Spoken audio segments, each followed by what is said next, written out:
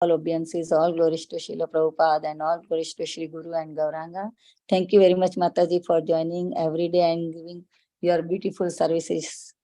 Hare Krishna.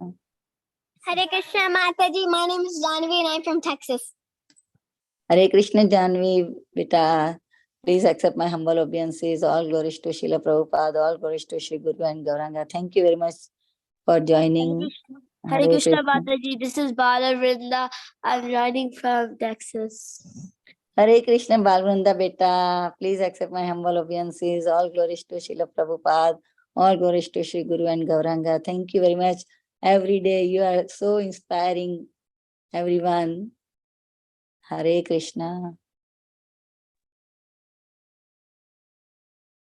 Hare Krishna, Mataji. Go ahead, Mataji. Hare Krishna, Mataji. Dandvat Pranam. All glory to Srila Prabhupada. This is Neetu from Baltimore. Hare Krishna, Neetu Mataji. Please accept my humble obeisances. All glories to Srila Prabhupada and Sri Guru and Gauranga. Thank you very much, Mataji, joining every day regularly. Hare Krishna. Hare Krishna, Yashomati Mataji. Please accept my humble obeisances. Srila Prabhupada ki jai, Guru and Gauranga ki jai. This is Shivani from Asheville, Virginia. Hare Krishna.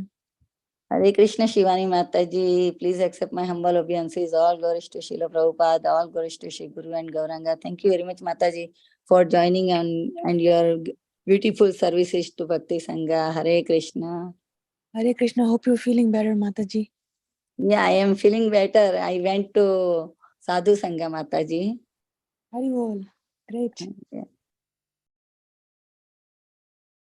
Hare Krishna, Mataji. Please accept my humble obeisance of glories to Srila Prabhupada and Gauranga and all the simple devotees.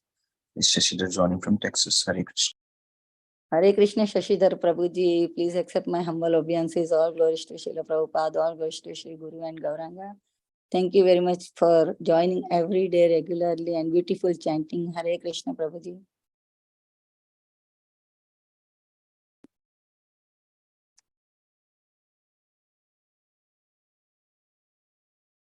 Is there anybody else who would like to introduce?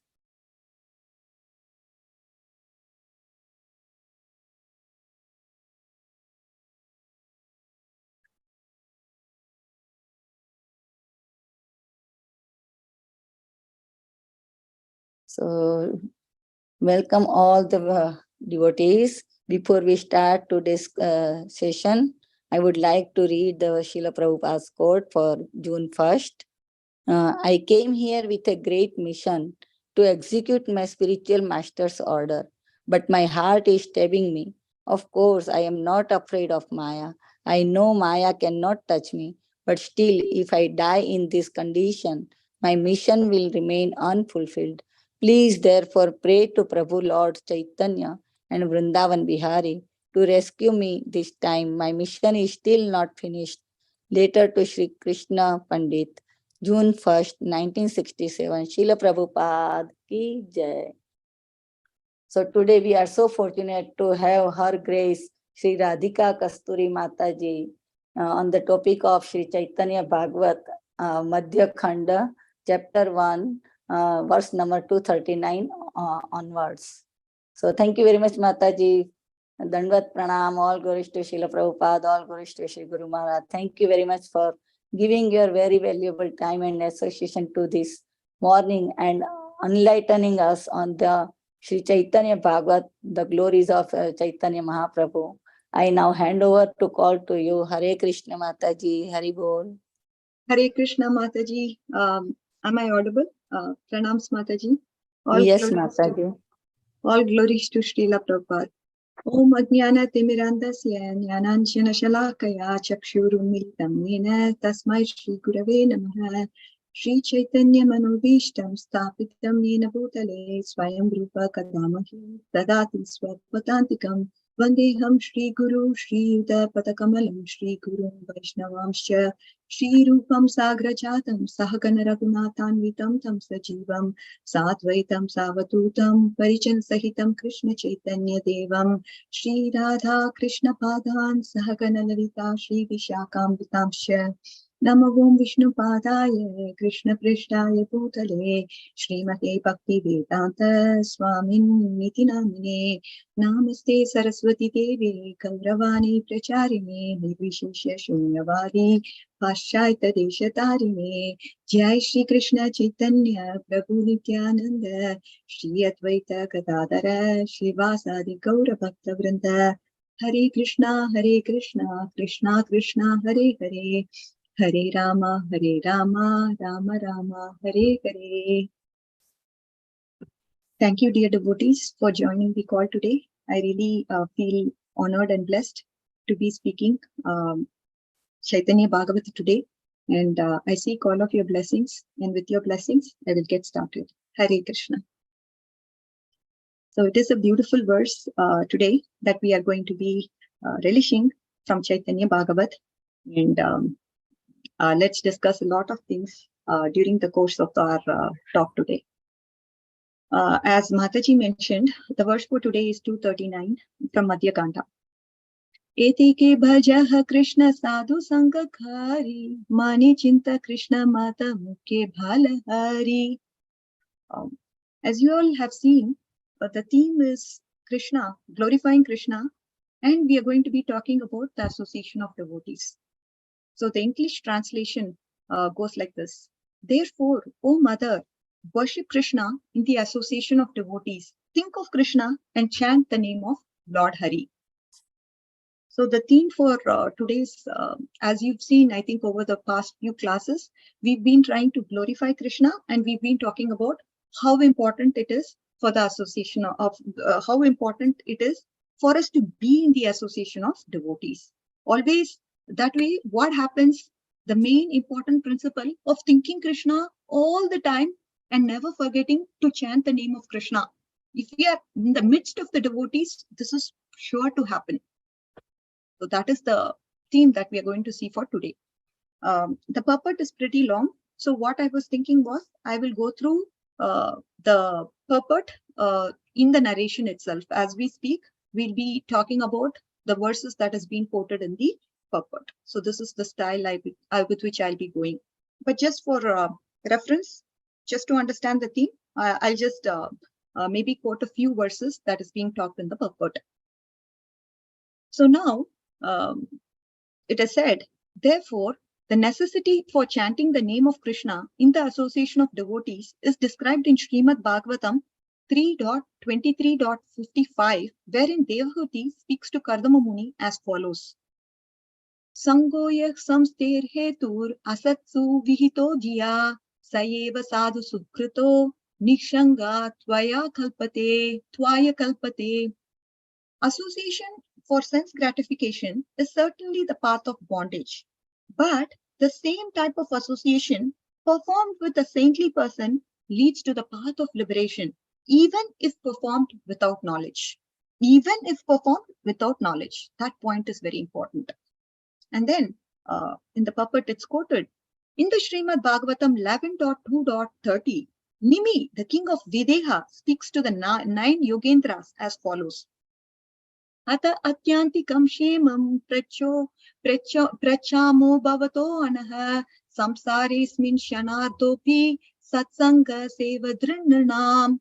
Therefore, O completely sinless ones, I ask you to kindly tell me what the supreme good is. After all, even half a moment's association with pure devotees within the whole world, within the world of birth and death, is a priceless treasure for any man. It's a priceless treasure. You can't just put a value or a tag to it. You can't just say, yeah, it is worth $1 million or $1 billion, because it is priceless. A moment's association with a pure devotee within this world of birth and death is a priceless treasure for any man. This is the glory of devotees. In the Srimad Bhagavatam 3.25.20, Lord Kapila speaks the following words again to Devahuti. Prasangam ajaram pasham atmana kavayo viduhu sayeva sadhu sukrito moksha dwaram apavritam. Every learned man knows very well the attachment of material world is the greatest entanglement for the spirit soul. But the same attachment, when applied to self-realized devotees, what does it do? It opens the door for liberation. So you can all understand what's going on, right? We are talking about Sadhu Sangha, and all of you just went to Texas, Dallas for Sadhu Sangha, and you would have come back and you would have understood how important it is to be in the association of devotees. You would have met so many elevated devotees in Sadhu Sangha, and you would have relished it. What about the association with them? What about being with them? What about taking standing next to them and taking a picture with them? And what about speaking to them? Right? We are all fortunate, dear devotees, to be coming together in such a sadhu sangha. And Bhakti Sangha is one such sangha where we come together and be in the midst of devotees and talk and glorify Krishna every day. So this is what the sangha is all about. And what does the sangha do to you? It transforms your heart, isn't it? Do you agree with me or not? How many of you say Bhakti Sangha has transformed your life? I will raise my hands, definitely, for sure. Bhakti Sangha has transformed my life. And Shivani Mataji, Vinita Gandharvika Mataji, they are all raising their hands to definitely support Bhakti Sangha. Yashamati Mataji, yes, why not? And of course, all of you devotees who have not raised hands, they are also supporting indirectly, because the very presence of you attending the call shows that you are supporting Sadhu Sangha, isn't it? It is glorious to be in the association of devotees. When we are chanting together, when we are glorifying Krishna, all whatever misconceptions that we have in our heart, they all vanish. This is what it does to us. Okay.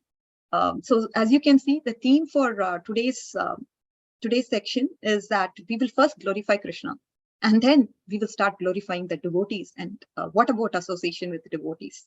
So this is the plan I have for today. So without any further ado, we can get started, dear devotees.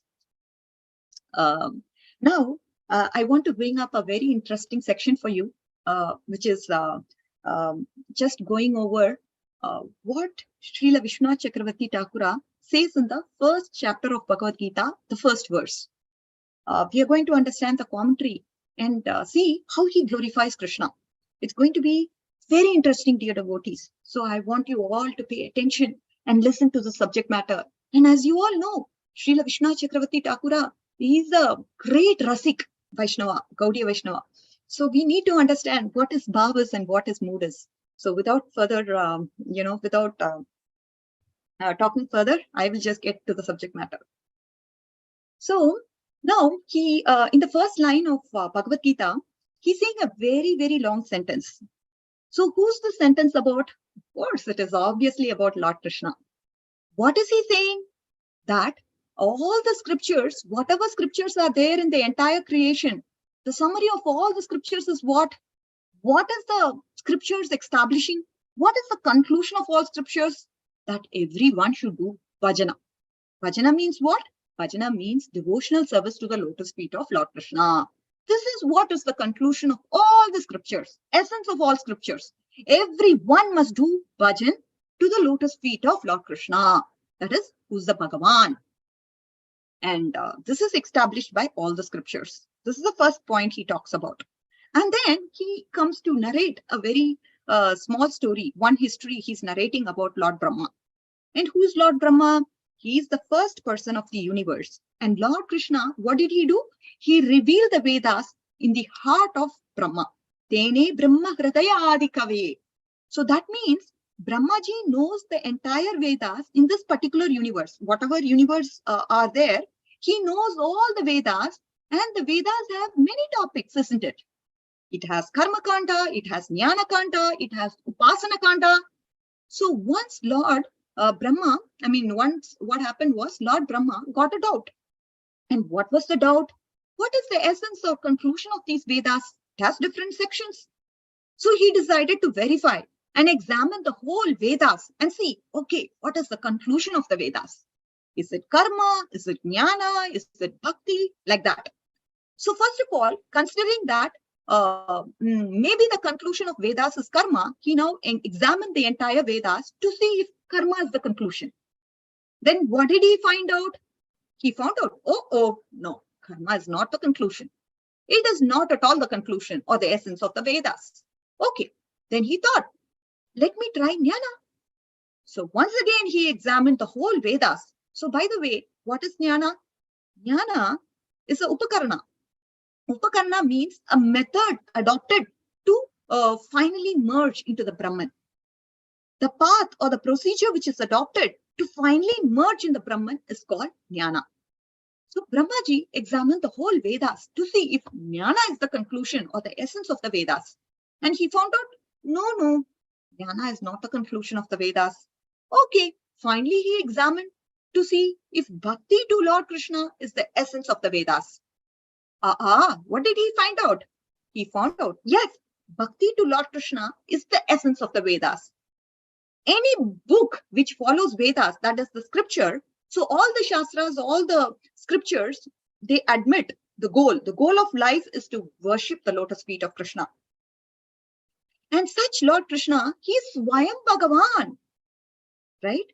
Bhagavan means he has all the 6 opulences, Aishwaryam, Viryam, Yashasha, Shriya, Jnanam, Vairagyam, all the 6 opulences. In partial? No, it is in full. And somebody who has 6 opulences in full, he is called Bhagavan. It is not like the material opulence that we have. Oh, you may have a big bangla now, but then it is going to fade away. It is going to diminish or destroy over a period of time. Is it that type of opulence Bhagavan has? No, not at all. This opulence that Bhagavan has, it doesn't diminish over time. It's always full.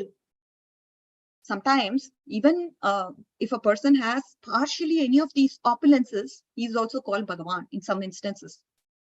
But actually, Lord Krishna, he has these opulences in full. He is Swayam Bhagavan. And he's also called Narakrita Parabrahma.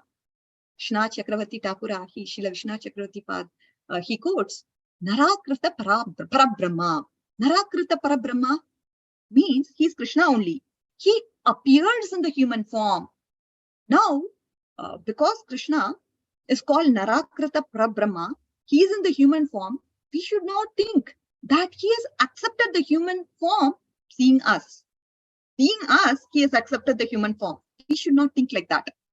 Sometimes people say, you make paintings of Lord Krishna like a human. Because we are all human beings, therefore we try to portray him like a human being. But that's not the fact. Actually, he was there before. Okay, and we came now. So Krishna's form is there. The means our form is based on this form and not the other way around. Okay, so we need to be very clear about that. And Krishna, he lives in which abode? He lives in Goloka. But in order to give bliss to the devotees, that means like his energies, Srimati Radharani and his associates, with whom he is always enjoying the spiritual world, Krishna, he appears on this earth, on the earthly planet, as the son of Vasudeva. And why is he coming? He's just coming to simply give pleasure to the devotees. So he appears as the son of Vasudeva, but in reality, he has no birth. He appears to be the son of Vasudeva, but he's Ajana. That means he has no birth. How is it possible? This is Achintya Shakti, right? He has no birth. He has birth also. Both opposites are possible only in the Supreme Lord, Lord Krishna. That is why it is Achintya. He appears in Goloka. So the question is, why does he appear? What is the reason? The reason is Kripa, dear devotees, his mercy. And what type of mercy is this? This mercy is apahara. Krishna Chakravarti Pad uses this term apahara in Sanskrit. There is no limit to his mercy. And and we cannot logically understand his kripa, it seems. Atarkya. So he uses 2 Sanskrit terms. What type of mercy is this? If somebody were to ask, this is apahara. There is no limit to his mercy. And atharkya. You cannot logically understand his kripa. It is beyond logic because it is unlimited. There is no limit to his kripa, dear devotees. So these are the 2 important points that Srila Vishnu Chakravarti Pada quotes. And then how do we understand this? One may have this question, right? How am I supposed to understand it? The Jivatma since Anadi, that means beginningless. He is in this material existence and he's suffering from illusion, from lamentation since beginningless time. And Lord, he has no duty as such. It is not a responsibility to come here personally and deliver all the jivas. It is not his responsibility. He's not required to do that. Although he's not required to do it, still he comes, isn't it? Still he is coming personally. This is kripa. Therefore, this mercy is atarkyam. It is beyond logic. It doesn't make sense, right? It doesn't make sense why he has to come here. The only explanation is it is his kripa. And this kripa can come in any form. It may come as a curse. It may come as a misery. It can come in any form, dear devotees. That is Lord's kripa. So once a devotee surrenders to the Lord, whatever happens in his life, everything is the kripa of the Lord.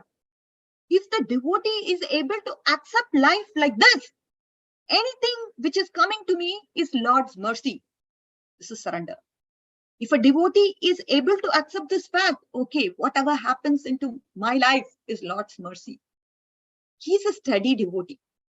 He's a fixed-up devotee. Another point is charma shakshu. Charma shakshu means fleshy eyes.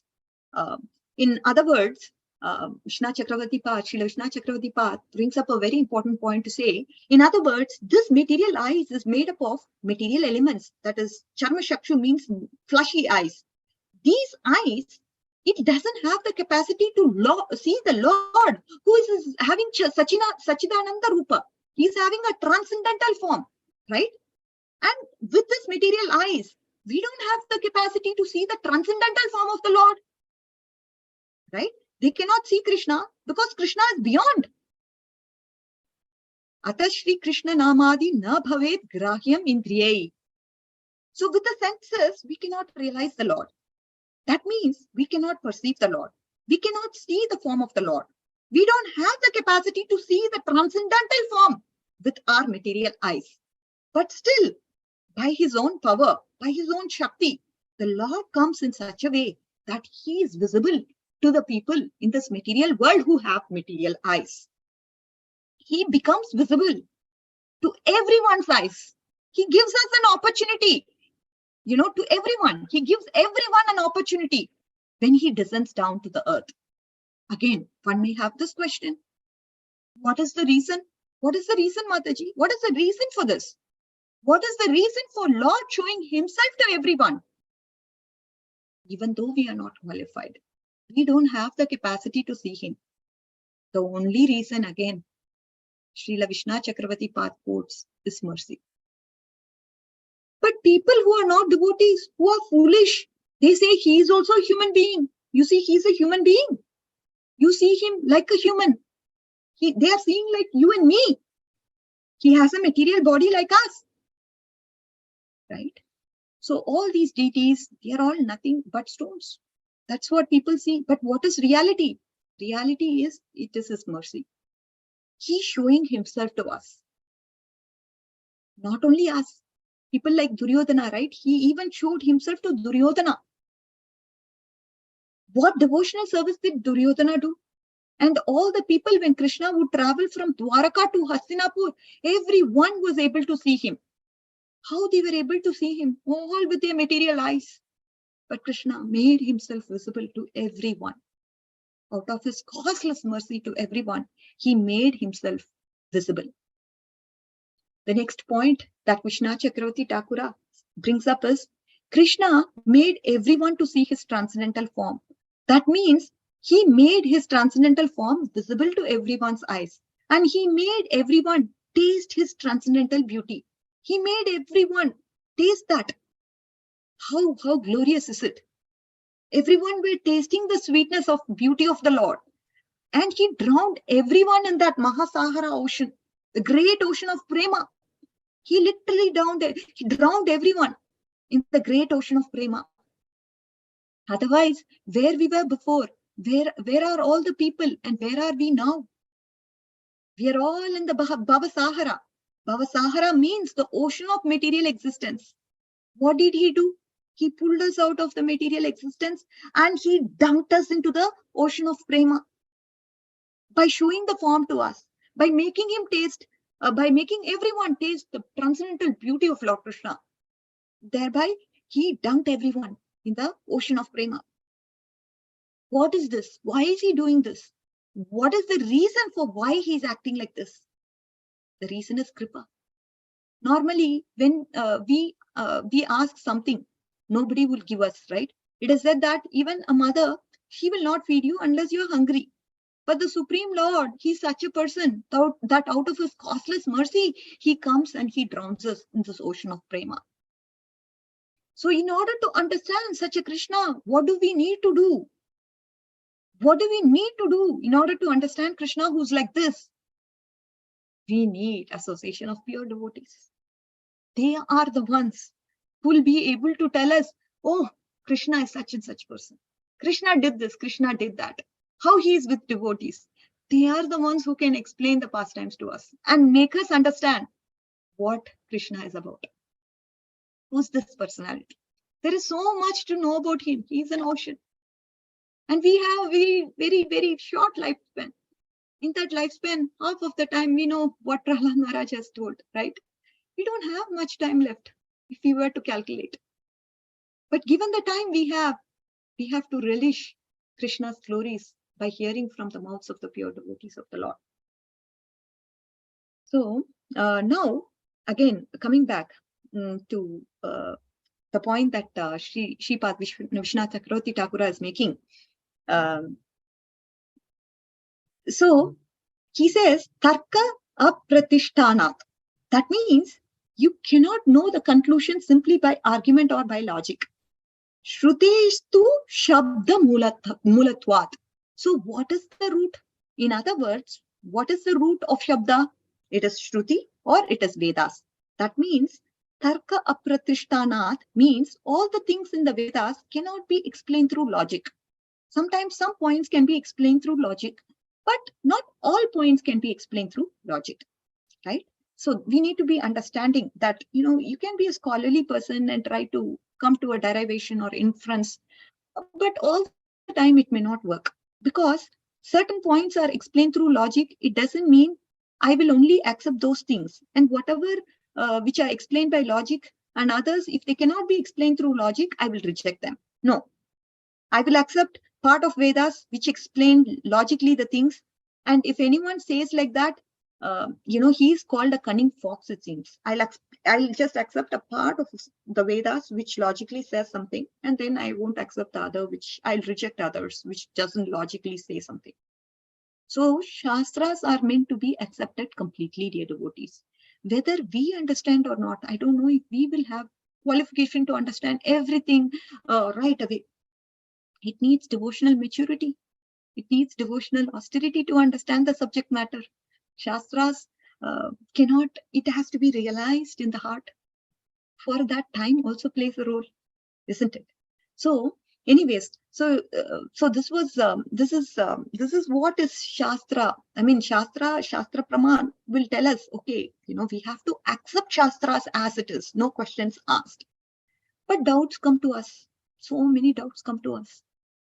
We are all in ignorance, and doubts will keep coming in till the time we are in ignorance.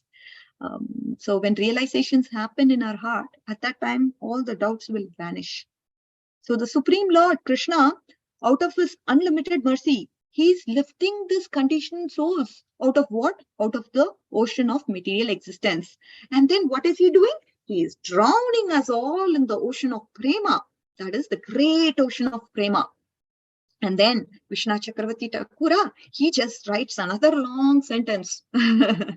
So this is the glory, right? I mean, he wants to glorify Krishna. When he writes a long sentence, it means he's very blissful. He's got this great enthusiasm. That is why he wants to glorify Lord Krishna. That is when he writes all these long sentences. So here he's saying that Lord Bhagavan, he took a vow. What is that vow? Siksha Raksha and Dushta Shiksha. These are the two things that we are going to understand now. That means to protect the pious, and then Dushta Shiksha means annihilate the miscreants. But not just that. Even though he is annihilating the miscreants with the excuse of reducing the burden of the earth, actually, the people that he kills, what does he do? What happens to the people who are killed by Krishna? This is a very important question Srila Vishwanath Chakravarti Pad poses to us. What does he do? Of course, annihilating the miscreants is just not annihilating the miscreants. Okay, let me reduce the burden of the earth. The people he kills, they are all getting liberation, dear devotees. So killing them to reduce the burden of the earth is just an excuse. His real purpose is actually giving liberation to them. What happened to Kamsa, Putana, Jarasandha? They all came to kill him. And what did he do? What did he do? By killing them, he actually gave them liberation. Even the soldiers in Kurukshetra who died in his presence, what happened to them? They all got liberation. So with this, we see that killing or punishing the miscreants, it's also his mercy. It's just his mercy. So Lord is present. It is all out of his causeless mercy. He's showing his transcendental form. He's making this transcendental form visible to everyone, even though otherwise it is not possible. What does he do? Normally, it is not possible for us. For anyone to see the transcendental form of the Lord with this material eyes, it's just not possible. Still, he is making this form visible to everyone. And then, after making this, material eyes see this form, what does he do? He is helping us to taste the beauty of Lord Krishna, his beauty, the nectar. And in this way, he's lifting all the conditioned souls up from this ocean of material existence, and he's drowning us in the ocean of prema. And those who are envious to him, those who are trying to kill him, those who are his miscreants, he's not neglecting them, right? He's showing mercy to them also. So by way of punishment, or when he kills them, he's actually liberating them. That means the Lord descends into this material world for the benefit of every one of us.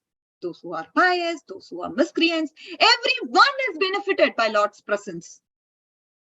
But now a question may arise. What about the people who take birth after Krishna's disappearance from this earth? Oh, I'm not fortunate that I was during that time when Krishna was born. Krishna was in the earth. Doesn't he think about them? Doesn't he have mercy for those people who are coming after his disappearance? What's going on with that? Yes. The answer is yes. He thinks about them. How are you saying that, Mataji? The answer is yes. How? Again, I'm not saying anything. Srila Vishwanath Chakravarti Pad is saying. So, but just as a question I posed. Just like a father, when the father is alive, he's certainly making arrangements, providing for the children, isn't it? He's also thinking and planning how everyone will be maintained even after I am gone. While he's here, he's making arrangements for his family, how they will survive. How they will survive if I'm gone. He's making arrangements, he's making some plans. This is the love of the Father. Similarly, the Supreme Lord is also thinking of those conditioned souls who are going to come after his disappearance. How can he benefit them? How he can benefit them? So the conditioned souls, as we know, we are all bound by avidya from beginningless, time immemorial. As a result, what is happening to us? We are suffering an illusion and lamentation in this material world. So for our deliverance, sages have written the glories of the Supreme Personality of Godhead. Now, in order to prove those statements, to actually demonstrating the writings of the sages, what did Krishna do? He gave illusion and lamentation to his dear friend Arjuna. What did he do? In Bhagavad Gita, we are talking about the first verse, first line, isn't it? It's a long sentence. It's a blissful sentence that Srila Vishwanath Chakravarti Thakur has spoken to us. So it's a long sentence. And what did he say? In order to prove the statements, to actually demonstrate the writings of the sages, what did Krishna do? He himself gave illusion and lamentation to his dear friend Arjuna, who's actually Nara. He's not an ordinary human being. He is not a conditioned soul. He is an eternal associate of the Lord. He cannot get illusion. But Krishna gave illusion simply so that by the way of answering to Arjuna's questions, Krishna can give Bhagavad Gita for the benefit of everyone who's taken birth after his disappearance. This is also Krishna's mercy. So, as you all can understand, one reason, one thing why he gave Bhagavad Gita is to demonstrate the words that are written by the sages about the glories of the Lord. To demonstrate them, the Lord left Bhagavad Gita. This is the first point he makes. The second point he gives is he gave this illusion to Arjuna so that this Bhagavad Gita can be spoken. So this also shows the mercy for all of us conditioned souls who are going to come after his disappearance. So he left Bhagavad Gita for us. Okay, dear devotees. So these are the two reasons. And Bhagavad Gita, because Bhagavad Gita proves the glories. Bhagavad Gita proves the glorification of the sages that they have made about Krishna. This will be proved. Aham sarvasya prabho. All these statements in Bhagavad Gita, there are so many statements. It's all acknowledging. He's actually attesting whatever words the sages have said. Krishna is saying in Bhagavad Gita, he's saying it himself. So he's proving the words of the sages. So two reasons. One is to deliver the people who are coming after him, and also to prove the words of the sages are true. He spoke Bhagavad Gita. So this is why he gave illusion to his dear friend Arjuna.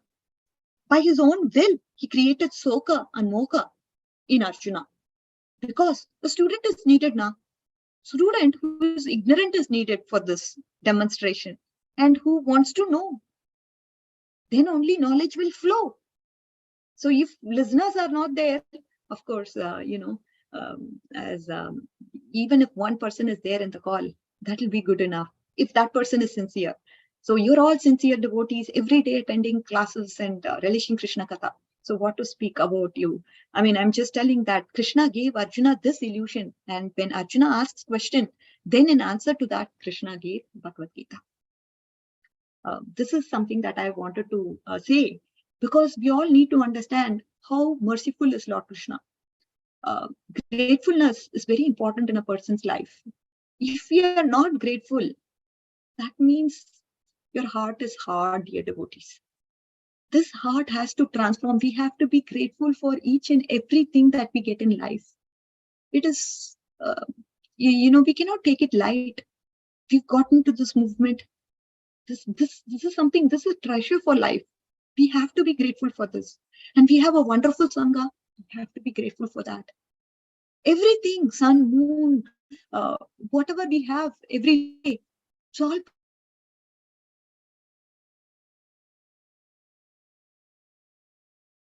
provided by Krishna. We have to be grateful for that. And what about association of elevated devotees? Of course, for that. And mercy comes to us when all these anarthas get out of the heart. When our heart is loaded with kama, krodha, mada, machirya, what's going on? There is no space for mercy to get into a heart. No space. Where will mercy go? Even if it is awarded to you because of all that, it's not going to enter into you.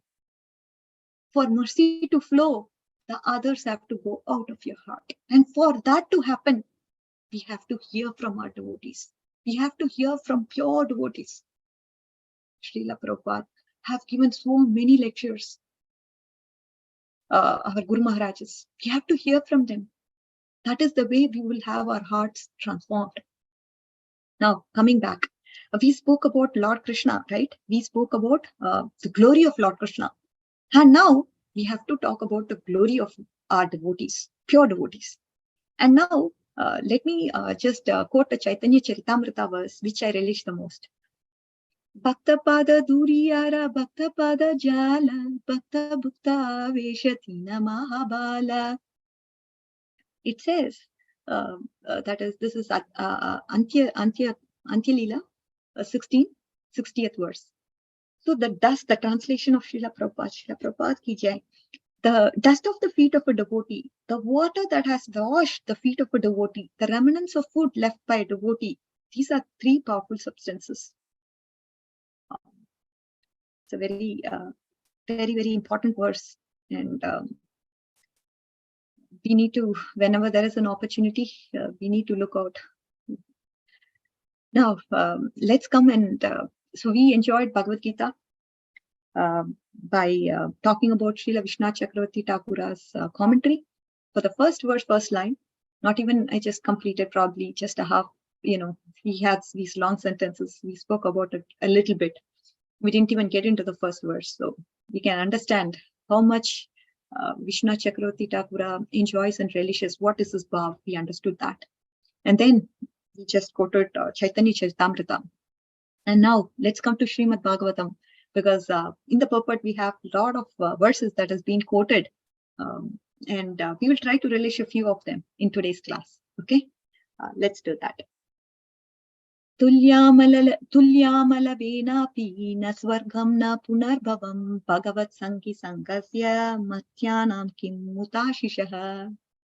It says, the value of a moment's association with the devotee of the Lord cannot be compared to the attainment of heavenly planets or liberation from matter. What to speak of worldly benedictions in the form of material prosperity, which are those who are meant for death. So, in the purport, Srila Prabhupada is bringing up a lot of important points which we can all relish. So, for a pure devotee, Kaivalya, that is merging into this material existence, that is Brahman effulgence, is no better than living in a hell. He considers this promotion to heavenly planets just another type of phantasmagoria. In other words, a pure devotee, he doesn't like that place which is the destination of the karmis, Swarga is the destination of the karmis, the heavenly planets, and the destination of jnanis, what is it? It is merging into the Brahman effulgence. A pure devotee, he considers a moment's association with another pure devotee to be far superior than going to this heaven or merging in the Brahman, is what Prabhupada explains. And the topmost benediction for those living in this material world who are subjected to birth, death, transmigration, is the association of pure devotees. Once it starts out, then it remains with them. They'll be completely happy. Even though living in this material world, they'll be completely happy because of that association. Krishna conscious movement, it all started for this purpose. A person who's affected by materially, he may take he may be confused, he may see frustrated people in this material world, but he feels the highest happiness when he gets the association of devotees. Again, we are going to talk a little bit about episode of Prachina Barhishat, and we will see that he had the sons, right? He had the sons, and the father is preparing the sons. He wants them to understand the essential purpose of life. So he sends the sons, that is the prachetas, to perform tapasya. He sends them to wilderness to perform tapasya for many long years. Because without receiving the mercy of the Lord, nothing can be successful in this world.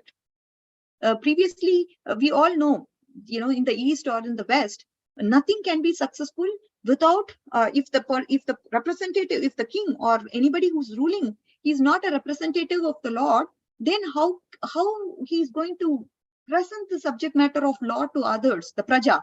He is not possible. So how to represent God? Unless we have pure hearts, we have pure motives, and could be instrumental in Lord's compassion within the world, we cannot impart this knowledge. So the degree a king actually serves or plays this role. Okay, he has pure heart, he has pure motive, he is instrumental, and he's acting as an instrument in God's compassion. If he is operating in this mode, then citizens would love him. They'll be surrendered to him. They would depend on him. They want to give everything to him. If we have such a leader, why not? We would give everything to him. We would surrender to him completely. In Bhagavatam, we see the story of Rantidev, right? Rantidev is such a king. He was willing to perform any kind of sacrifice, even willing to give up his life for the most insignificant of the citizens. Not only, we know all castes and classes of human society, but he was ready to sacrifice even for dogs. He was ready to give up his life. That is why he was a really qualified king. And citizens, they all knew that. Personally, he cares about you and me. He cares about everyone. It is just not emotional or sentimental. The real love is essential for the soul. So they understood Rantidev. He was expressing such intense love by sharing Krishna with other person. Because Krishna is the only shelter, dear devotees. The only object for love for the soul is only Krishna. So because Rantidev had this disposition, the entire kingdom of his planet, of the entire planet that he was ruling, Earth, they were all Krishna conscious. Because they had this faith and trust in his integrity. Yes, he's the one who has spiritual values. He has concern for each and every one of us. He is like our father. He is like our own mother. This is what the subjects felt about Rantidev. Now, the Prachetas, what did they do? They went to the wilderness, as I told you, to perform tapasya, where they had no other alternative. Because, you have to understand this very, very important principle that Srila Prabhupada quotes. Why is a person sent to wilderness? Why not go somewhere else? Why is he sent to this wild forest, or, what is the reason? Because when you go there, there is no other alternative for you. You're completely depending on the Lord. You are put to surrender to the Lord. When you are in wilderness, what else can you depend on? That is why great rishis, they go to the forest. It was just not a status symbol. Yeah, I'm going to the forest. Because when you are deep into the jungles, into the forest of wilderness, there is no one to help you. There is nobody to help you. Nothing can help you. Even by your physical abilities, you cannot sustain yourself. You have to depend on higher powers. You have to surrender to the Lord to survive yourself.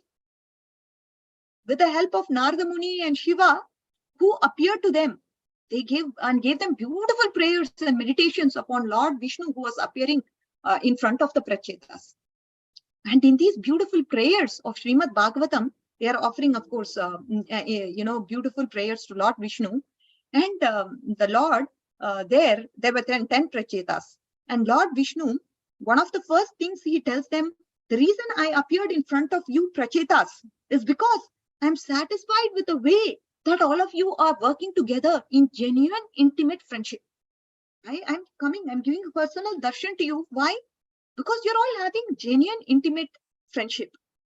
That friendship that you share with one another is pleasing to me so much. He understands, right? Lord Krishna, he understands what's in your heart.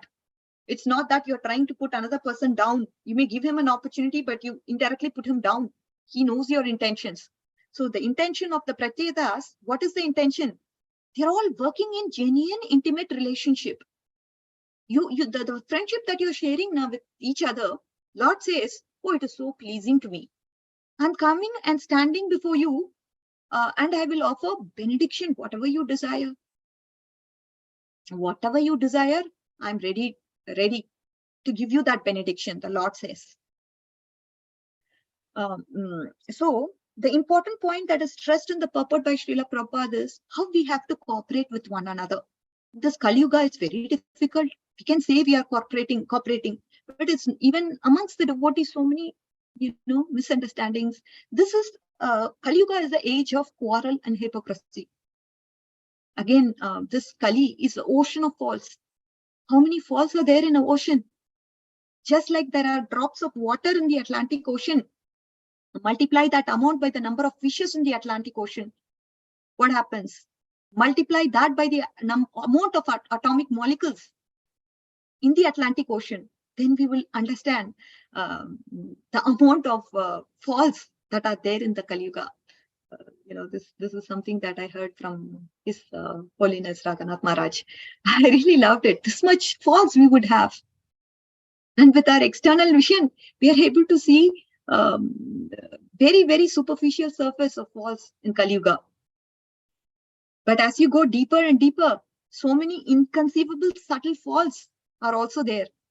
That becomes more and more visible.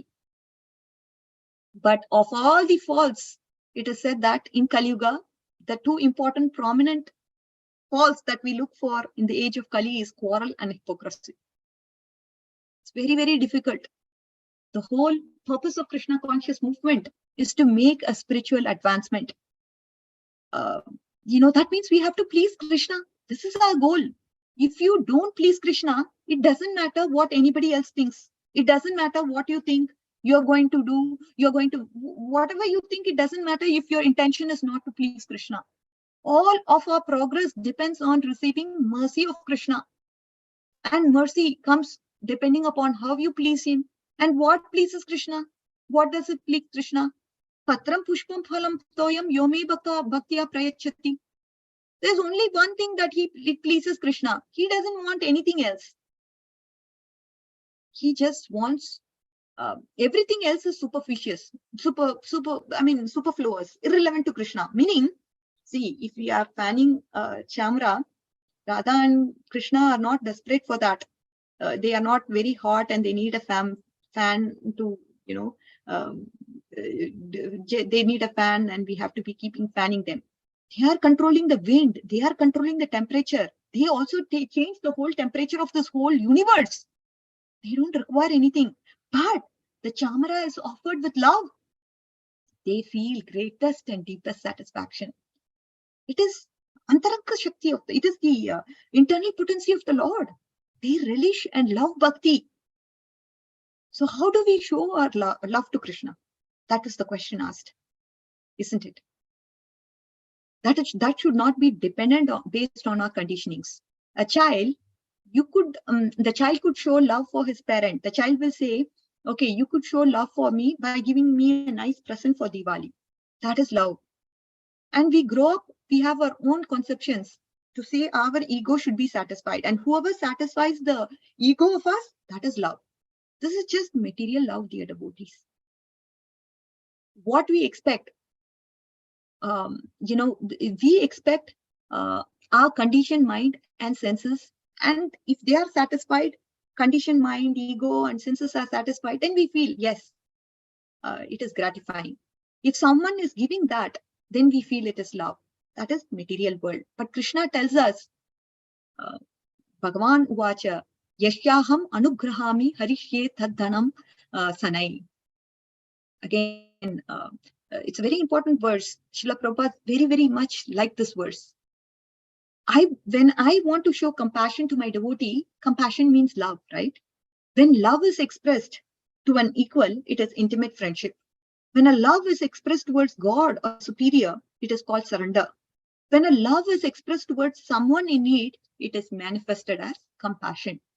So Krishna tells, when I give what my devotee wants, that's my mercy. But when I give my real compassion, my real mercy, I take away everything from him. So that devotee has nothing. Why he does it? Oh, it may look artificially to someone who is seeing this externally. It may feel, oh, Krishna, what is he trying to do? He's trying to, have a sadistic behavior or what? No, not at all. The devotee has nothing and no one can turn except, what does he do? He makes the devotee completely depend on Krishna. The devotee has nobody else, nothing. Everything is taken off from him. Relatives are gone, friends are gone, wealth is gone, nothing is left of him. And where does the devotee go? The devotee, unconditionally surrenders to Krishna. Unconditionally depends on Krishna. I have nothing. I have understood. Everything in this world is temporary. I have nothing to go to, nobody to go to except you. This is the mood finally a devotee comes to when he understands, yes, Krishna has taken everything from me. That is also his mercy. This is very important because ultimately we have to drive to the point of surrender. We can do so many things, but if we don't have that mood of surrender and not be able to understand what surrender is, then how we can surrender? It's very important, dear devotees. Every principle of Bhagavad Gita, Bhagavatam, it all teaches about surrender. At every moment we have to surrender to Krishna. Every moment we are being tested. Are you surrendering or not? Then we are most of the time surrender to the material nature and give up. Yes, I'll go with this option. I'll take up this option. But anyways, that's the point Krishna is striving to. And coming back, right? We have to please our spiritual master. Krishna is telling, Prabhupada is telling, and Prabhupada is a representative of Krishna. Yasya prasadat bhagavat prasado, yasya prasadan na gati kutopi. If Prabhupada is pleased, Krishna is pleased. This is so simple. If Prabhupada is not pleased, there is nothing in the 14 worlds that we can do to please Krishna. And Prabhupada said, yes, he said this.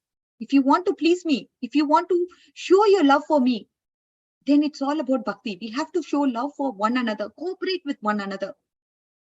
Chanting Hare Krishna, yes, 16 rounds, that is one thing. But cooperating with one another is another thing. And as you know, this age of Kali, we cannot cooperate with each other. So understanding this, we have to put extra effort to cooperate with each other. Everyone in this world, of course, they all think different than me. They all have different motivations. And we are all judgmental. Oh, what is this devotee? What is that devotee? What is this sadhana she's doing? Who is she, a spiritual master of? So many kind of things that we judge upon. We make judgments about a devotee based on so many things. First of all, we have to get out of that mentality of judging others. We have to judge ourselves. How much dust is there? We are judging. That must be first noted, a point to be noted. Yes, I'm judging so many devotees. I'm trying to not cooperate with anybody. I'm having so many conflicts. I'm not able to adjust. I'm not able to go along and get along in the environment of devotees. These are things for my rectification. I have to work on all of these. Again, whenever I say something, please, forgive me. It's all instructions for me first. First it comes to me.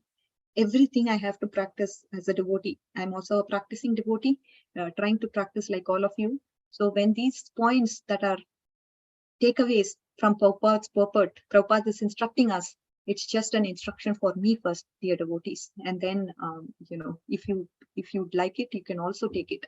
But these are all specific instructions for me, for my purification.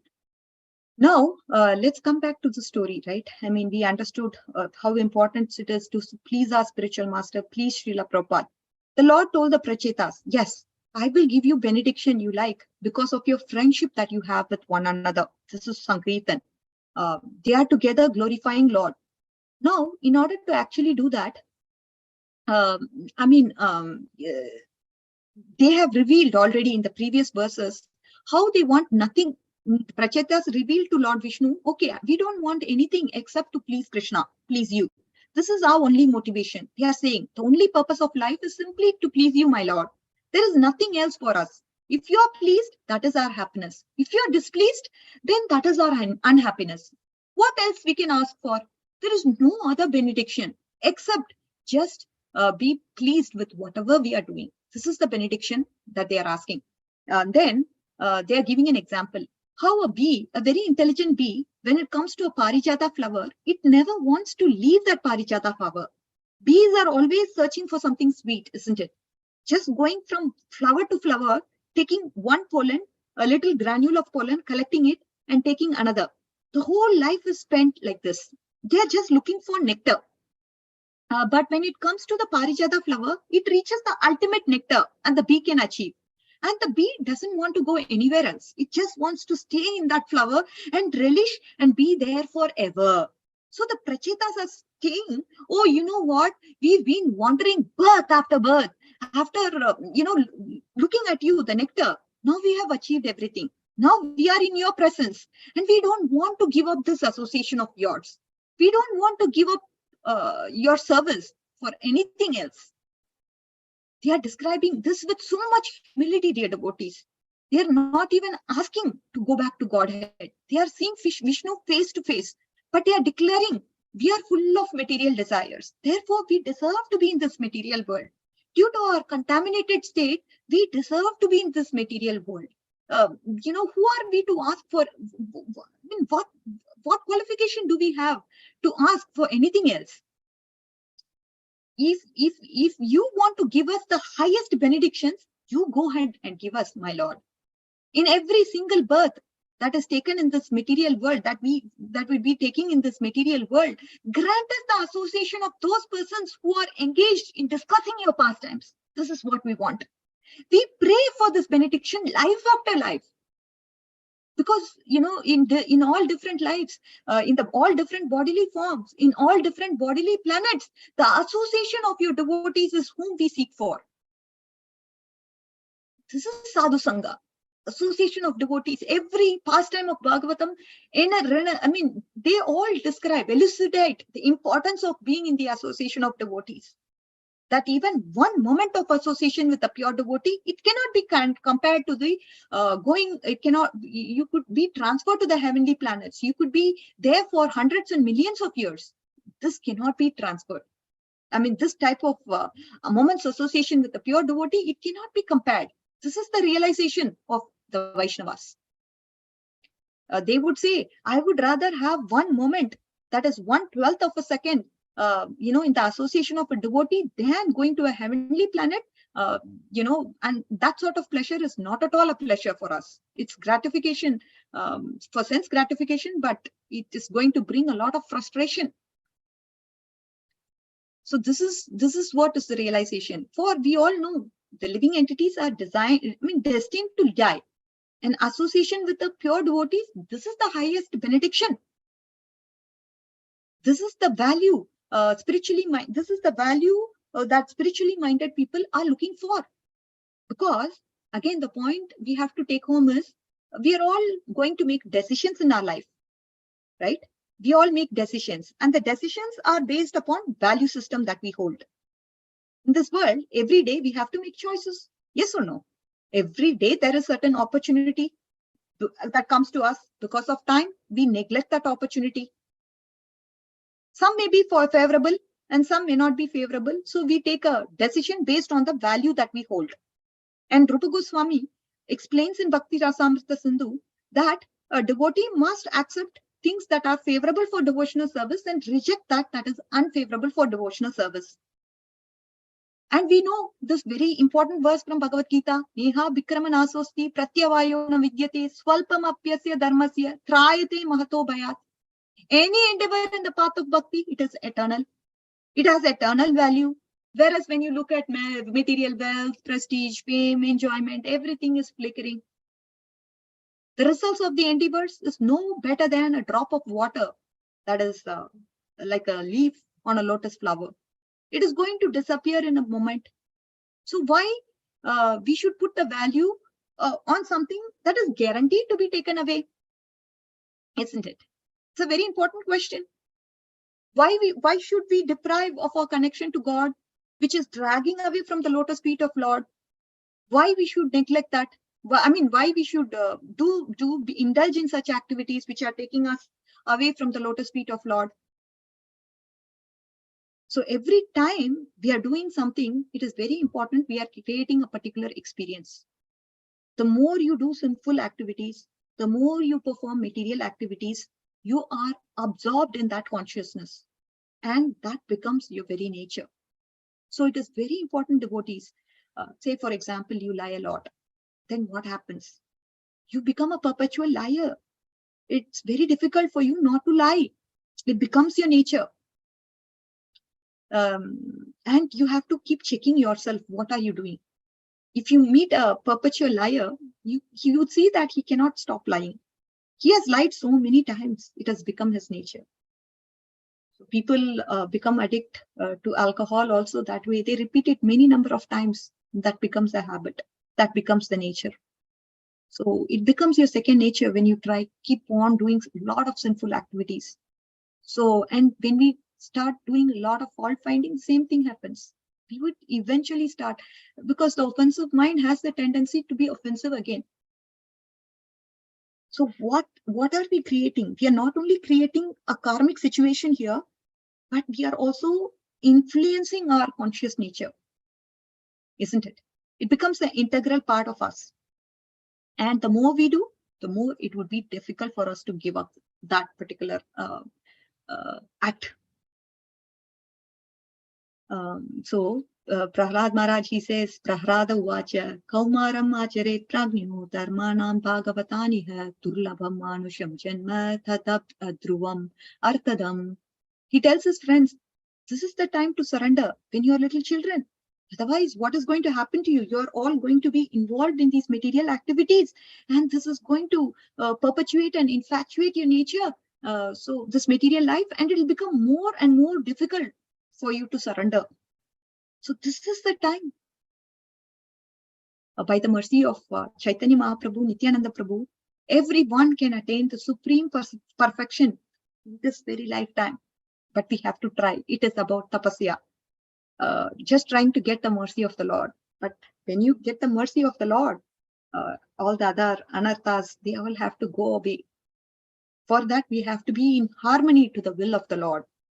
And we have to make a right choices every time. And right choices means we have right association, right consciousness. And Srimad Bhagavatam is explaining that supreme value, association of great devotees. Nothing more valuable than that. Chaitanya Mahaprabhu quotes to Sanatan Goswami, Sadhu Sangha Sarva Shastra Kai, Lava Matra Sadhu Sangha Sarva Siddhi Hoy. This is a very powerful statement. Lord Chaitanya says, all the scriptures, what is the conclusion they make? It is just not a detail. It's not just one aspect of bhakti. He proclaims the scriptures have this verdict that moment's association with sadhu is the most valuable thing in any creation.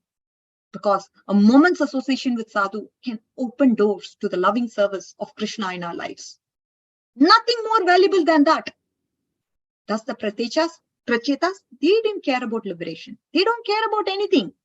They just want devotees who are all enjoying and relishing and discussing Krishna Katha. Enjoying, relishing Krishna Katha. This is important. And Chaitanya Mahaprabhu, he has descended in the form of a devotee to teach devotion for us. His eternal associates from the spiritual world, they are all teaching what is valuable to this world. Again, coming back to this material world, big bank accounts, good power, prestige, position, those are not of value, but moment's association with a pure devotee is of value. Purity is value. Service to Vaishnavas is value. And getting mercy of the Vaishnavas is valuable. Isn't it? So this is the point, we are driving home. That association with devotees is what we should be looking out for. It is good to have equals. It is good to have superiors also who can guide you. And then who are, obviously who are new to this movement, you have to give compassion to them. And there's also an episode that is talked about in the purport of Devhuti and discussion with Kapil Muni. Devhuti, she's totally frustrated after her Kartama Muni leaves. And Devhuti, she's feeling totally unsheltered. She's telling, I have been solidly cheated by your illusionary energy. And I associated only asking, with Kardama Muni, only asking for material benediction. That is, I wanted a child. Now he's leaving me. I'm feeling totally fearful. So after that, she takes shelter of Lord Kapila. And we see there is exchange of question and answers between Kapil Dev and Devahuti. So many nice questions are asked. And Kapil Dev, he was speaking about the importance of association of devotees of the Lord. So this is what third canto, 26th chapter, 25th chapter, it talks about the glories of devotional service. I'll just quote one of them. Devahuti Ruvacha Nirvanam Nitaram Bhuman Asatindriya Tarshanat Ena Sambhavya Manena Prapannantam Tamaprabhu. Prapannantam Tamo Prabhu. So Devahati, she's asking this question to her spiritual master, her son. Nirvinna Nitaram Bhuman Asat Indriya Tarshanat. I am very frustrated with sense gratification. Asat Indriya Tarshanat. Because of engaging in sense gratification, what is happening to me? I'm feeling frustrated. I'm repeatedly falling into the abscess of ignorance. I'm becoming totally blind. So I'm kindly help me. So like that, she's posing this question. And tasya tvam tamason tasya tushparasas yada. Again, tasya tvam tamason tasya. He's saying, so please, she's telling him, so please, you're like the sun. Devahuti is telling Kapil Muni, you're like the sun. You know what I'm going through. You're the dear Lord whom I can take shelter of. I want to come out of my ignorance. And you know what? I'm identifying myself with the body and I'm trying to enjoy this material world. Although I enjoyed for hundreds of years, it's like hundreds of autumns passed in a flash. But even though I'm enjoying in the aerial mansions with Kardama Muni, he created that aerial mansion to fulfill the wish of Devahuti, the best of the facilities, the best of the palaces. She is totally dissatisfied. So therefore, she's sharing her realization, even though I have enjoyed the best of the comforts, best possible way for hundreds of years, I'm still not yet satisfied.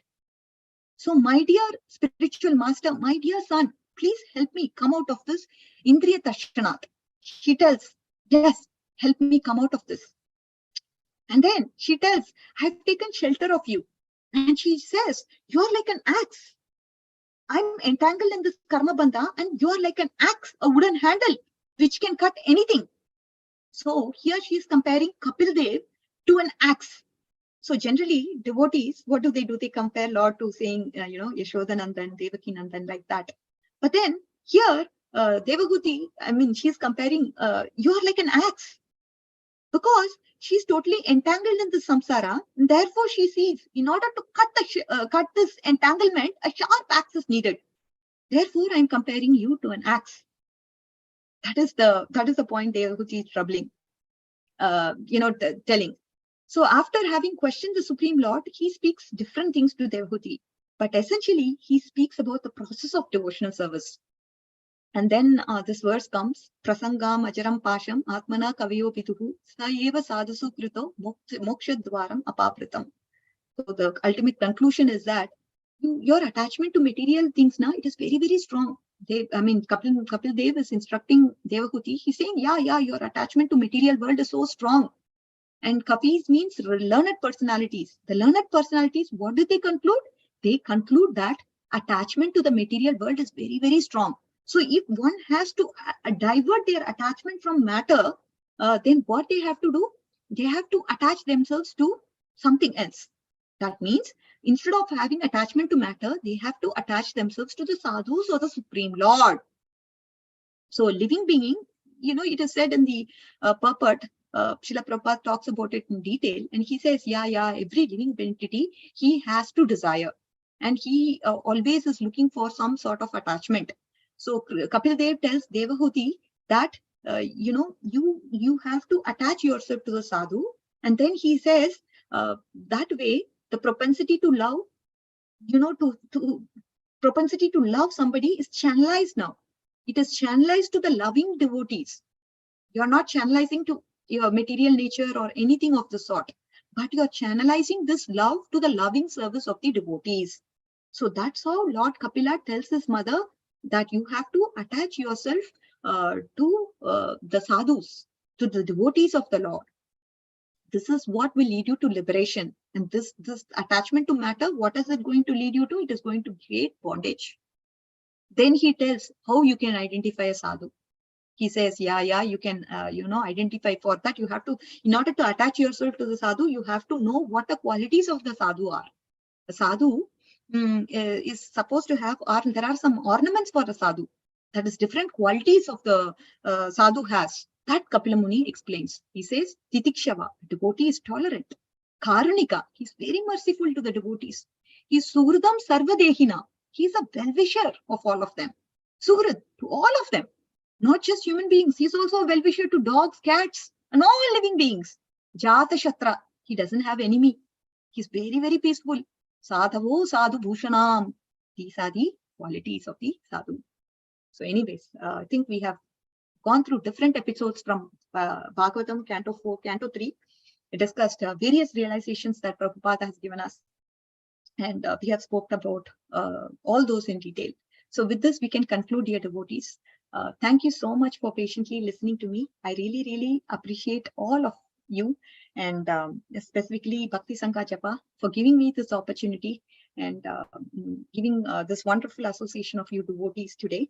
I really appreciate Preeti Vilasini Mataji for giving me this opportunity. Really, thank you, Mataji. I really appreciate it. Hare Krishna. Vanchakalpatarubhyascha kripa sindhubhya eva cha patitanam pavanebhyo vaishnavebhyo namo namaha. All glories to the assembled devotees, all glories to Srila Prabhupada, all glories to Gaur Bhakta Vrinda. Hare Krishna. Hare Krishna Mataji, please accept my humble obeisances. Such a wonderful and beautiful and instructive class. I like so much thing because you glorify association of the pure devotees. This is the best thing I like, because when I went to Sadhu Sangha, I saw that how it is that transcendental vibration sound. It gives us liberation, and it also forget us everything, the material existence. We don't think about anything, just in the kirtan. I love that Sankirtan, Mataji. And also Tulsidas ji says, Ek gadi adi me punyad, Tulsi sangata santaki kate koti aparad. So it's a very wonderful association. I am so fortunate that I am in this Bhakti Sangha. So, and you also glorify Krishna also, that why he appeared. So only by his mercy, the Chaitanya Mahaprabhu appears to liberate us from this material existence and give us the love of God.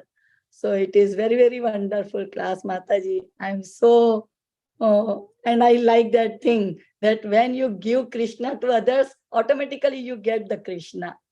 So I like that point also. And the other instructive things about never judge others, judge yourself.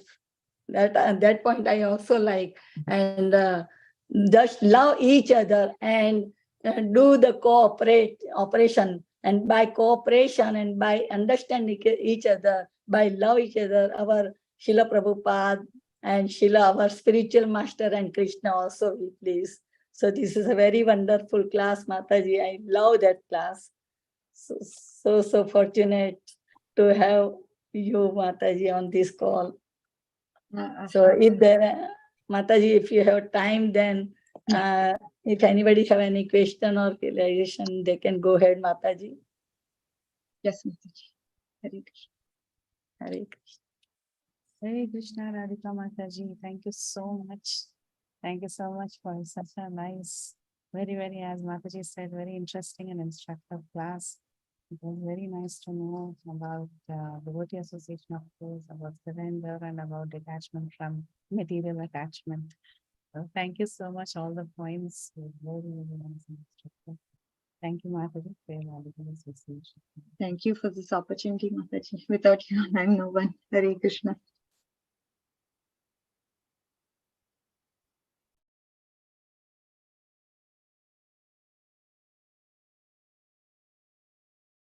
Hare Krishna, Radhika Kasturi Mataji, Dandavat Pranam. Thank you so much, Mataji, for such a beautiful class. Sorry if I interrupted anybody. I don't know. I was not sure if somebody was speaking. Very beautiful points, Mataji. Thank you so much for talking about Sadhu Sangha and also Bhakti Sangha. Also, honeybee, you're talking how it takes the nectar drop by drop. Very, very beautiful class, Mataji. Very beautiful points that you have shared. Thank you so much. As usual, very nice class. Thank you, Mataji. You are there for each and every class. It's so inspiring to learn so much from you. Really fortunate to be in your association and do some seva with you. Hare Krishna.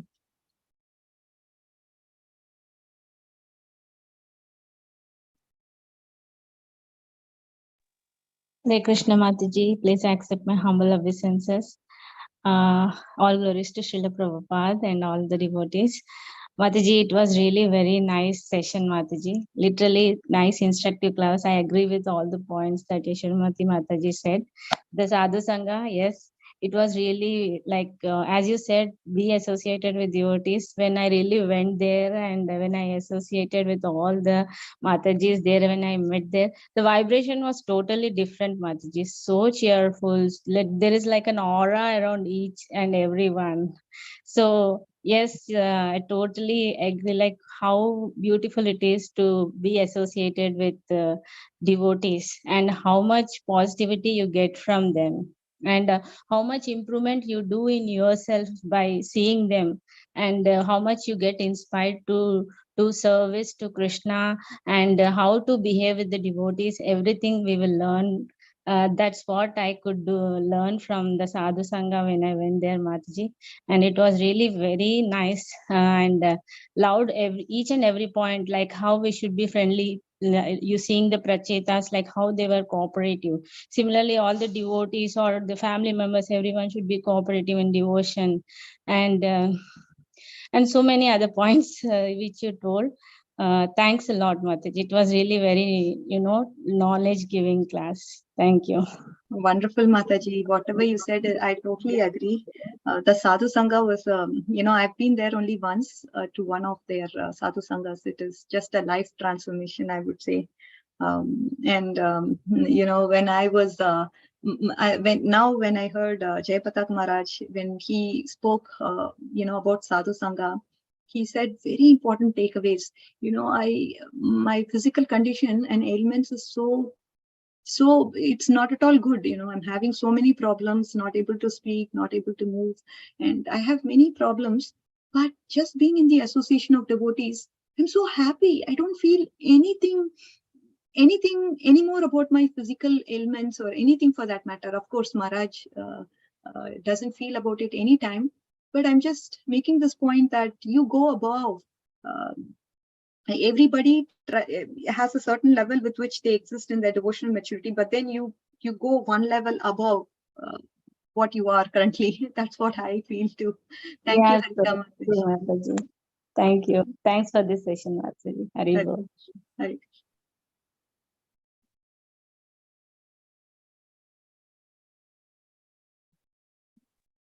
Hare Krishna Mataji, Dandavat Pranam. Yes, Mataji. Hare Krishna Mataji, Dandavat Pranam. All glories to Srila Prabhupada.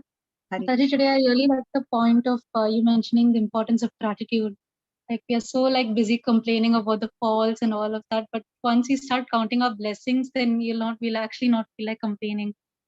There's so much to count, and it's like countless blessings, and and there are so many things that we can never repay. Like the gift of Krishna consciousness, we can never repay it back to any to Srila Prabhupada for giving it to the world. And although we try our best to serve Srila Prabhupada, but still we cannot do it the way he did it for us. So once we start counting our blessings, then we'll automatically just leave behind the complaints. They will seem to be very insignificant, just like a black dot somewhere at the corner of a white paper. And second point is that I really like the message that you shared in the last of His Holiness Jayapataka Swami Maharaj. Maharaj mentioning that how coming into devotees association helps us a lot. It actually makes us practice the fact that we are not the body, we are the soul. Irrespective of our body ailments and whatever we are going through, and whatever life is throwing at us, still the soul carries forward the instructions of the spiritual master, and to fulfill the instructions of the spiritual master, the soul gives you so much of strength to keep going. And also one more point is that I really liked it when you told us that we have to be very fixed up on our moral values, and it comes with a lot of habituation and cultivation from a long period of time. To even take one decision in a critical situation, it may have taken 10 years of training of the mind to get that maturity to give a morality stand and say that if this is not going to please Krishna, then I will not do it. So I really like this point. Thank you, Mataji. Hare Krishna. Darshini Mataji, I should say you have captured the essence. Very good. Very nice, Mataji. Very, very, I think, I see you in me. So sometimes, I also write notes, but very nice, Mataji. You captured the essence of the class. Totally appreciate summarizing that. Hare Krishna. Yeah, I'm just taking the remnants of whatever you have given. That's it. It's all coming from Srila Prabhupada and Srila Vishnu Chakravarti Thakur. I spoke from them. Thank you, Mataji. Krishna Mataji.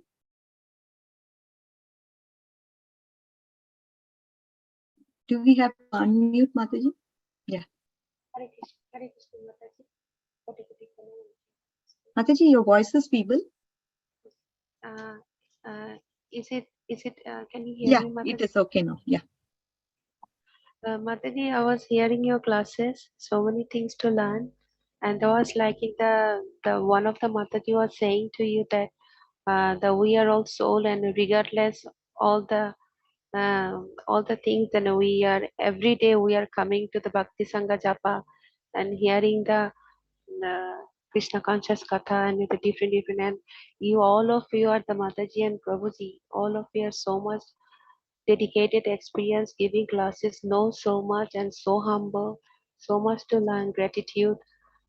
So and also Mataji said that and also you also said Mataji that the soul get instruction from the spiritual master. So this is also yes we are learning. So Mataji, I have a question that in Krishna conscious a part of journey of devotional life, a part of bhakti life. We got to be also careful that once we come into the Krishna conscious life with the four regulative principles, we do not commit any more sin. So, what is the significance about? Is it that he's talking about the four regulative principles, or is it other than four regulative principles? He's talking about any kind of sin. When sin word is used, Mataji, it is any kind of sin. We are not supposed to do any kind of sin, basically. Why? Because it is pratikul for bhakti. I mean, whatever Krishna doesn't like, what is Krishna doesn't like? Do you think he likes when you irritate somebody? Do you think he likes when you are going to steal from someone, or when you are going to disobey your parents, something like that? Whatever, it's against the moral codes that we are talking about, those are all sins. And, it is generally not favorable for Krishna consciousness. So those things we definitely need to avoid. And I brought up this point in the lecture that when you start committing sinful activities, what happens? What are you trying to do? You're trying to create a habit or nature with that. The more number of times you repeat a particular activity, say for example, you have the habit of disregarding the instructions that are given to you by your spiritual master, or you have the habit of yelling at people for small things, then what are you trying to do? You're trying to create a habit by repeating it multiple number of times. If you're angry all the time, if your child comes and he asks for banana and you're angry at him, no, I'm in doing something, just go away. If you're behaving with a rude attitude, this becomes a habit in you, Mataji. So we are not only creating a karmic reaction, because for whatever action you do, there is a reaction that is going to come to you.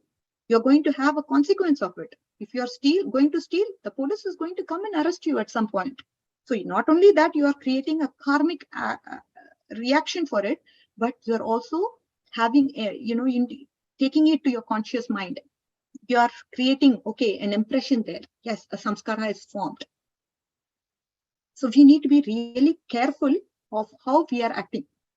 Even for our, even if you look at it just in terms of, I have to maintain a peaceful life. Even if you were to look at it from that point of view, you have to be very, very conscious of what you do.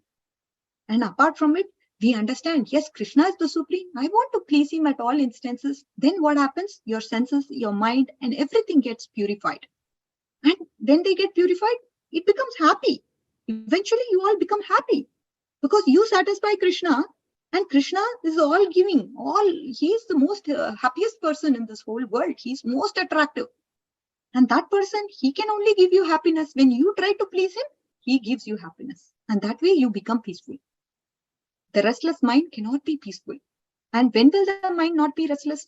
The mind will not be restless when you think about Krishna, when you glorify Krishna, when you do Krishna conscious activities. The mind will never be restless at that point. And now you have calmed your mind, you have calmed your senses, then you're going to be all peaceful and all happy. But when you create these sinful activities, it's disturbing your mind so much. You are not going to be peaceful. You're not going to be happy. Right? So we need to understand how it works. And accordingly, avoid whatever is disturbing your mind. We should avoid. And the more important principle is to please Krishna. And these disturbing activities don't please Krishna. That is why you're disturbed. And Okay? Mataji, Yeah. Mataji, I have got a desire. I want to initiate through the ISKCON. So that will be also my mind will be like on the service and the first and second initiation. So so Bhakti Sangha Japa is a Bhakti is a Vaishnava Kalpataru, and Vaishnava can fulfill any desire. So I'm just letting you know that is my desire. So will it be fulfilled, Mataji? Wonderful, great desire, Mataji, to preach to kids, because being a teacher, you want to preach Krishna consciousness. Of course, anytime this is a great activity. There's no thinking about it. I'm desiring to be like deity worship and first and second initiation, and whatever I don't know the situation. I don't know. I don't carry any mindset, Mataji, with me. But my desire is that I want to be initiated. And yes. That is so. As a Vaishnava Kalpataru, will it be fulfilled, or how? I mean, I don't know what I need to do for that. I think you're going, see, the thing is, Mataji, we need to understand where we are. And then if you have, okay, you are looking for a guru and you found out, yes, he's the person whom I want to take shelter of, then you would definitely, after that point of surrender, there's no looking back. You understood, yes, this is the person whom I want to hear from, whom I want to revere from, and whom I want to follow day in and day out and be of service to his mission. So like that, you have dedicated your life to the service of Guru. Then after that, you have taken Guru Padashraya, right? Now you're in Bhajana Kriya. And after this, Guru Padashraya happens. And when we are in Guru Padashraya, we surrender to the lotus feet of Guru and dedicate our lives to Guru. And whatever Guru says, we try to hear from him, listen, tadviti pranipatena pariprakshnena shevya.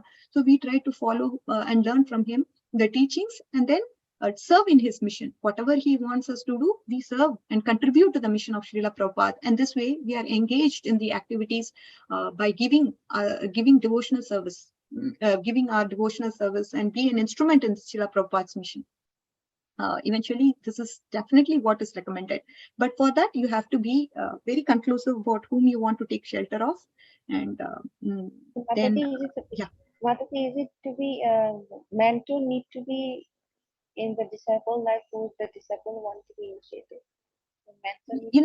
Sometimes you can get a mentor, Mataji. If you are able to find such a mentor who can guide you, go for it, Mataji. If you are, having complete faith and trust upon this mentor, who's knowledgeable in the Shastras, yeah, definitely go for him and take guidance from him, and then go in the right directions. I don't. But there is a mentorship. I heard, and I also said there is a mentorship system. So is it mentorship system? Is it depends on where I live, isn't it, Mataji? Like no, sometimes it can be virtual also, Mataji. People can guide you virtually also. It doesn't have to be directly in the place where you are. Mentorship program can happen even offline, even if they are in different. But you have to. The important thing is the trust. You have to trust that mentor and make sure that you are convinced with him, and you make he or she is able to guide you in the right direction, able to give you appropriate solutions whenever you need help. Obviously the mentor program would definitely help, because we may take wrong decisions. At that time, when we ask this question to the mentor may give an opinion which is according to Shastras. Mataji, at the end of the day, what is important is the person has to know Shastras. Everything Srila Prabhupada has given us. And this person has to talk from the Shastras. Everything has to come from Shastras. Because why you may ask? Out of experience, can somebody not talk? The thing is, Pratyaksha and Hanumana, they can work, they may not work. They can be right, they can be wrong also sometimes. Because I have a defective eyes, I am illusioned. I am prone to cheat. So when I have this defect in my senses, how can I expect that I will be right all the time? I may not be right. My experience may not be right. But Shastras are right all the time. Because they are coming directly from Vedas. It's coming from the Lord. And Shastras are right every time.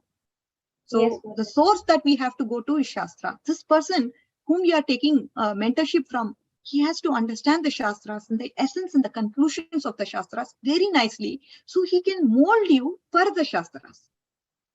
That is how we have to seek for a mentor who's learned, who's qualified, who's humble, and he is following the disciplic successions, and teachings of Srila Prabhupada has to be in his heart. Okay, Mataji? Yeah. All glories to Srila Prabhupada.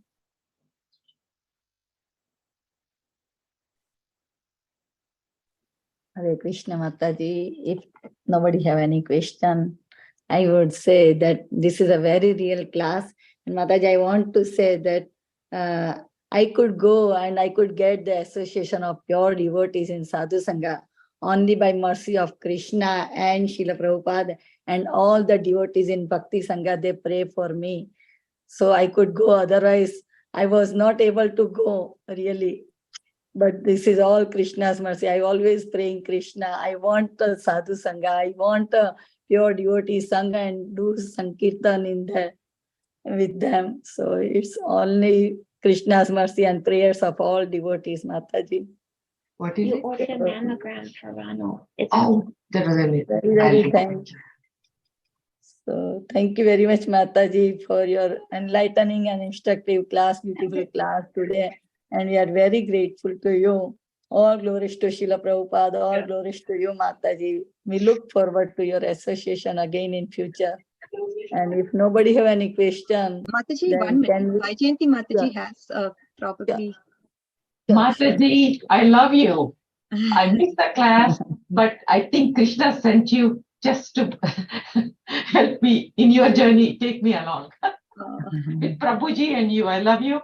I missed the whole class. Is there a way I can hear it anywhere else? Yeah, I'll send the link, Mataji. I'll send it over to you. Thank you. Sure. So Mataji is working, as you can see, she's a doctor from LA, and I really love her association. She's so sincere and always wanting to hear Krishna Katha. So I'm very indebted to her association, and I pray that I continue having her association all along. Thank you, Mataji. As usual, you've shown your presence. You're my family, so I mean, you're like my family. I treat as if she's like my mother on call, trying to see. So I have so much reverence for Mataji. Thank you so much, Mataji. I'll send you the link, and we'll be in touch. Hare Krishna. Hare Krishna. Hare Krishna Mataji. It's true, because we are so fortunate to see on you on the call, this call, and hearing from you. Very, very nice nectar. So it's very, very nice. And I am so fortunate, if I say like that I get all Sadhu Sanghas, devotees association, Bhakti Sanghas, devotees association, and hearing Krishna Katha. So we look forward to your association again in future. So Vancha Kalpatarubhyascha Kripa Sindhubhya eva cha Patitanam Pavanebhyo Vaishnavebhyo Namo Namaha. Ananta Koti Vaishnavranda ki jai. Sri Caitanya Bhagavata ki jai. Srila Prabhupada ki jai. Her Grace Radhika Kasturi Devi Vyasi Mataji ki jai. Hari Glories Bol. to the assembled devotees. Hari All Bol, glories to Hari Srila Bol, Prabhupada. Sri Radhe. Hare Krishna. Hare Krishna.